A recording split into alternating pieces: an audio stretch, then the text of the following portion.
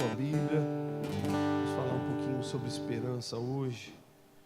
Livro de Jeremias, capítulo 29, a partir do versículo 11.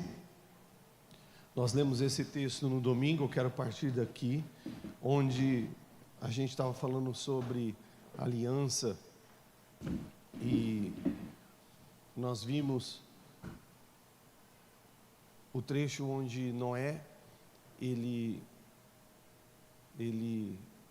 tem um relacionamento com Deus, e então a missão que Deus tinha dado até aquele momento estava concluída, a arca estava concluída, e Deus diz a ele: eu vou estabelecer então agora a minha aliança. Deus então dá a direção para Noé entrar na arca. Posteriormente, para sair da arca, vimos que quando nós temos uma aliança com Deus, uma família aliançada em Deus, Ele guia os nossos passos, as nossas entradas e as nossas saídas estão guardadas nele. Você crê assim? Você crê assim ou não? E depois desse estabelecimento da aliança, Deus então diz para Noé, quando ele apresenta os sacrifícios sobre o altar, foi a resposta, o selo de Noé e sua família, aquela aliança proposta e estabelecida por Deus. E vimos que Deus então estende a bondade, a graça e a promessa, os benefícios daquela aliança que estava sendo estabelecida, prometendo colheita certa de tudo que seria plantado por aquela família. E partindo daí, nós então lemos o trecho de Jeremias 29, do 11 ao 13, que a gente vai ler agora de novo, né? Entendendo, olhando para isso, que Deus ele tem, através das suas alianças com a gente, promessas além do que nós podemos imaginar. Quando a gente sela a aliança, ele vai além da proposta inicial. E vimos que o profeta Jeremias, escrevendo as palavras de Deus, isso não são palavras do profeta Jeremias, são palavras de Deus. Ele disse: sou eu quem conheço os planos que tenho para vocês, planos de fazê-los prosperar, não de causar dano, plano de dar a vocês esperança e um futuro. Então vocês clamarão a mim, virão orar a mim, e eu os ouvirei. Vocês me procurarão e me acharão quando me procurarem de todo o coração. E o versículo 11, nós vemos dentro do tema que nós vamos falar durante todo o mês de maio, sobre esperança. E vemos que esperança para os nossos corações faz parte dos planos de Deus. Faz parte do plano de Deus dar ao seu povo esperança. Meus planos é de dar a vocês esperança. Dar esperança. Você vê ao longo das Escrituras o cuidado de Deus nas nossas carências, nas nossas ausências. Deus não dá esperança para aquele que está satisfeito de esperança. Deus não precisa dar esperança para quem já tem esperança. Ele dá esperança para um povo que perdeu a esperança, que está perdendo a esperança, que a sua esperança está enfraquecida, que a sua esperança se esvaiu, e ele diz: faz parte do meu plano dar a vocês esperança. E o futuro, se você espera em Deus, se você confia no Senhor, se a sua força está em esperar nele, o futuro, de acordo com aquilo que nós esperamos em Deus, é certo, é de conquista, é de vitória, é de resposta, é de cuidado, é de proteção. Você pode aplaudir o Senhor que nos dá esperança? No Salmos 31, do versículo 13 ao 16, o versículo 13, o salmista vai falar sobre uma crise que ele está passando, quando ele olha para as pessoas à sua volta, e ele percebe que existe nessas pessoas que estão ao seu redor, coração ruim, um coração mau, um coração que está tramando contra ele. E ele percebe que essas pessoas à sua volta estão cochichando a respeito dele. Se tem uma coisa que nos incomoda, muitas vezes é isso, não é? Quando a gente ouve, ou sabe, ou nós observamos que alguém está falando da gente, tudo bem que a gente pode ter uma estrutura para isso não deixar nos abalar, mas é interessante nós sabermos o que está acontecendo e o que está sendo dito, é verdade ou não é? Estão falando de você, ótimo, beleza, quem não deve, não precisa temer, mas é importante sabermos aquilo que estão falando sobre nós, porque nem sempre são pessoas que estão procurando o nosso bem, nem sempre são pessoas que estão agindo em nosso favor, nem em favor dos propósitos que Deus tem através da nossa vida. E aqui o salmista diz: eu percebi isso, cochicharem ao meu respeito, e isso me encheu de pavor, porque eu percebi que essa conversa ao meu respeito era uma conspiração contra mim.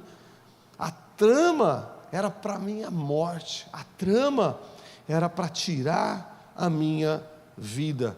E no versículo 14 ele diz assim: eu identifiquei isso, eu percebi isso, estão tramando para tirar a minha vida, mas ele está cantando ao Senhor, ele está salmodiando a Deus. Ele diz: Deus, apesar disso, eu não perco a esperança, porque a minha segurança, a minha confiança está em Ti. E eu digo: Tu és o meu Deus, o meu futuro está nas Tuas mãos. Você pode aplaudir o Senhor bem forte? Então o salmista está nos mostrando que ele entende, ele conhece que os corações das pessoas podem planejar coisas ruins a respeito dele. Ele sabe que dos males que as pessoas podem planejar contra ele, o pior de tirar a sua vida faz parte disso. Mas ele diz: a minha esperança está em Deus, o Senhor é o meu Deus, e a segurança da minha esperança no Senhor faz com que eu continue salmodiando a Ele. Eu posso continuar caminhando, eu posso continuar seguindo, eu sei que eu tenho um futuro, eu não vou morrer, não vou ter sucesso contra a minha vida, apesar de tramarem contra a minha vida, eu não vou morrer, eu tenho um futuro, que eu confio nos planos que Ele tem para mim, os planos que Ele tem para mim é de esperança e de um futuro. Se você sente que as pessoas planejam contra você, no trabalho, na escola, infelizmente às vezes, dentro da família, nós vemos que tem aquela pessoa que levanta os outros contra a gente, é ou não é? Que triste isso, corações feridos, corações magoados, corações perversos, às vezes não imaginam o dano que eles estão causando. Se você vive assim, em conflito com outras pessoas, coloque sua confiança em Deus, não perca sua esperança. Não fique preocupado achando que você vai perder o seu trabalho, o seu emprego por causa da fofoca dos outros. Não fique pensando que você vai perder o seu ministério por causa da fofoca dos outros, por causa das palavras ruins dos outros. Não fique pensando que você vai perder a sua honra, a sua moral, a sua felicidade, porque os outros dizem. Não fique com medo. Saiba, coloque a sua esperança no Senhor. Ele tem um plano de um futuro de sucesso, de honra, de vitória para você. Você pode aplaudir Ele mais uma vez bem forte? Uau! Graças a Deus. Salmos 91, do versículo 3 ao 7, você conhece esse salmo, né? Sobre aquele que habita no Senhor, sobre aquele que vive os seus dias na presença de Deus, buscando ao Senhor, aquele que se esconde em Deus, que quando vê os levantes, os riscos, os perigos, ele corre para o Senhor, ele se esconde em Deus. Ele diz assim no versículo 3, 4 e 5, são três pontos principais dessas partes do Salmo. Primeiro, versículo 3, ele diz assim: Ele o livrará do laço do caçador e do veneno mortal. Ele o livrará do laço do caçador e da peste mortal. Ele o livra. Se nós nos escondemos em Deus, Ele tem plano para um futuro. Ainda que o laço do caçador, ainda que haja laço do caçador, ainda que o veneno seja mortal, Ele nos livra. Ele não permite a nossa destruição, porque o plano dele é de futuro. Você tem esperança de um futuro maravilhoso na presença de Deus, sim ou não? Depois ele diz, verso 4, Ele o cobrirá com as suas penas, sob as suas asas você encontrará refúgio. A fidelidade dele é o seu escudo protetor. Primeiro, ele livra do laço, ele livra do veneno. Depois, ele cobre, ele dá abrigo, ele esconde, ele aquece. Eu vi um vídeo no YouTube sensacional de uma águia numa nevasca, no alto da montanha, um vento forte, aquela nevasca, o chão já cheio de neve. Eu fiquei até prestando atenção naquele vídeo, porque falava sobre o comportamento da águia. Eu não lembro da descrição, mas eu fiquei procurando, falei, cadê essa águia? Será que ela está voando na tempestade? Será que ela está caçando mesmo em meio à tempestade? Cadê essa águia? E de repente ela chacoalha assim as asas, ela abana, mexe as asas assim para tirar aquele excesso de neve que está sobre ela, e ela está no seu ninho, ela está protegendo os filhotinhos águia, ela está guardando eles ali daquele vento frio, guardando eles ali do congelamento, guardando eles ali daquele risco, né, de qualquer predador se aproximar. É isso que o Senhor faz conosco. Ele nos cobre, Ele nos livra de toda frieza espiritual, Ele nos livra de toda frieza das pessoas que tramam contra nós, Ele nos livra de toda a frieza que o inferno, que os espíritos malignos tramam contra nós. Ele nos livra e Ele nos cobre, Ele nos guarda. Coloca a sua esperança no Senhor, Ele vai sempre te livrar, Ele vai sempre te cobrir, por amor à nossa vida. Amém, gente? Aleluia. Agora o verso 5 ele diz, você não vai temer. Por que você não vai temer o terror da noite? Por que você não vai temer a flecha que voa ao meio-dia? Porque você sabe que de noite ou de dia Ele está te livrando e Ele está te cobrindo. Dá um aplauso ao Senhor de todo o seu coração. Você não temerá o pavor da noite, nem a flecha que voa ao meio-dia. Dia e noite nossa adoração sobe ao Senhor. Dia e noite o inferno trama contra nós. Dia e noite nós temos um inimigo que tenta nos destruir. Dia e noite nós temos um inimigo que tenta roubar as sementes que Deus coloca no nosso coração. Dia e noite nós temos um inimigo que tenta plantar sementes de joio em nosso coração. Dia e noite, se a sua esperança está em Deus, se você é aliançado com Deus, Ele te livra, Ele te guarda. Você é livre do medo, porque você conheceu o amor que guarda, o amor que protege, o amor que livra, o amor que te cobre, o amor que te esconde, e o amor lança fora todo o medo. Você não temerá, nem de dia, nem de noite. Quando você estiver em casa, na hora do seu descanso, você não precisa ter medo. O Senhor está te livrando, o Senhor está te guardando. Quando você sai no mais alto do sol, no momento mais crítico do dia, no momento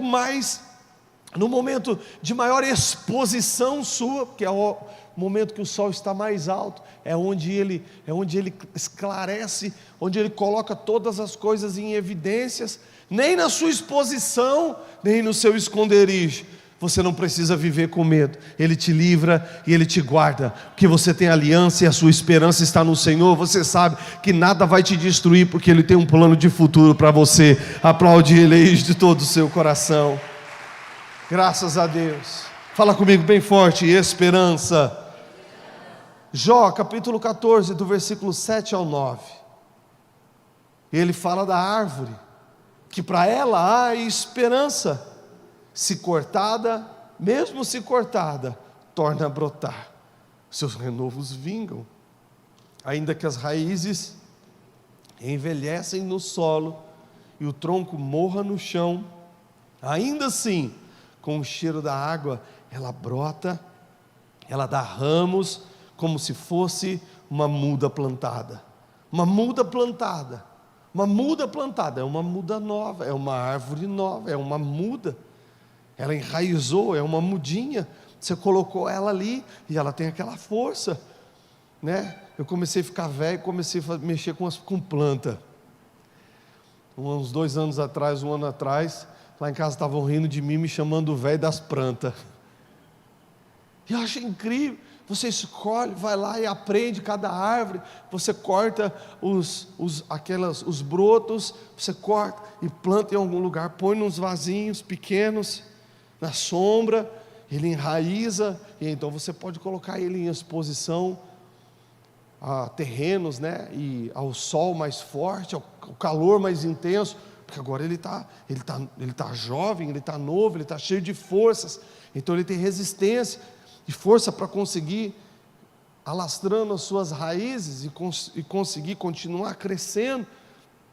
E aqui ele está dizendo, ainda que uma árvore já grande, já velha, já avançada, ainda que ela tenha sido cortada, ainda que o tronco tenha apodrecido, ainda que as raízes tenham apodrecido, envelhecido, se você tem esperança no Senhor, Ele está dizendo, ainda assim, quando você sente o cheiro da água, o broto aparece de novo, dá ramos como se fosse muda plantada. Ele está dizendo, ainda que você envelheceu, ainda que você avançou, ainda que você não pareça mais tão jovem quanto antigamente, quando você sente o cheiro das águas, você brota de novo, você renova as suas forças como se fosse uma muda plantada.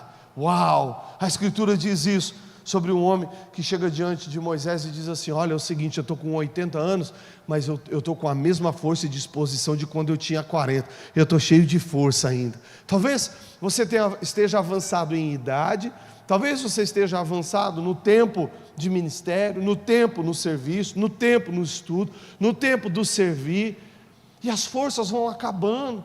Às vezes a gente recebe uns cortes, né?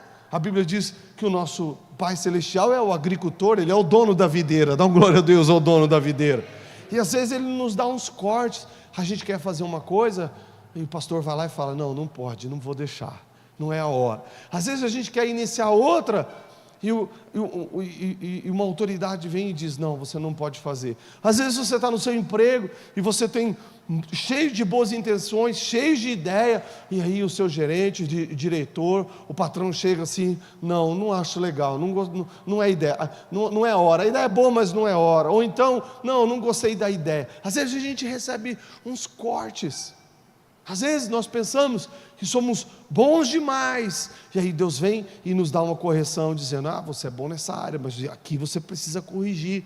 E os cortes da vida, às vezes vão nos machucando, e a gente vai crescendo, se sentindo maduro, mas cheio de cortes, e parece que a força acaba, e parece que a esperança acabou, né? Às vezes a gente pensa que é o top das galáxias, e que vai alcançar os resultados mais esplendorosos, no tempo mais recorde de toda a história dos homens, e Deus vem e resiste a gente um pouquinho, né? Nos mostrando assim, ei, espera aí, você está muito orgulhoso, você está muito soberbo. A Escritura diz que Deus resiste o soberbo. Deus nos dá uns cortes. Esperança às vezes parece que vai acabando, às vezes o questionamento, será que vale a pena empenhar nessa família, se empenhar nesse relacionamento? Será que vale a pena continuar tendo esperança, né, nessa igreja? Será que vale a pena continuar tendo esperança nessa vida, nessa cidade? E Deus está dizendo, sabe o que você precisa? Você precisa do cheiro das águas. A Escritura diz que o Senhor, o nosso bom pastor, nos guia a pastos verdejantes e a águas tranquilas.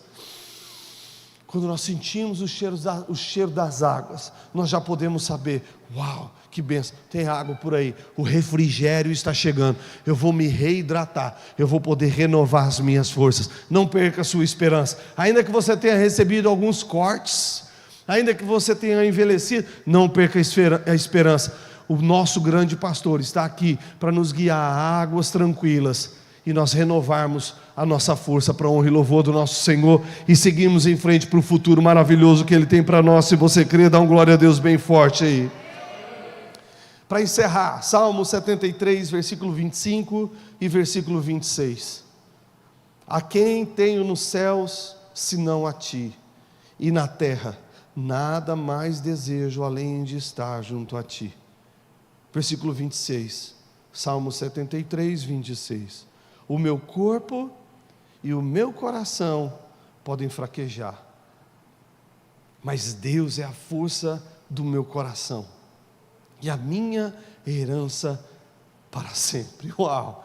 Dá um aplauso por essa palavra. Que revelação deste homem! Que revelação deste homem!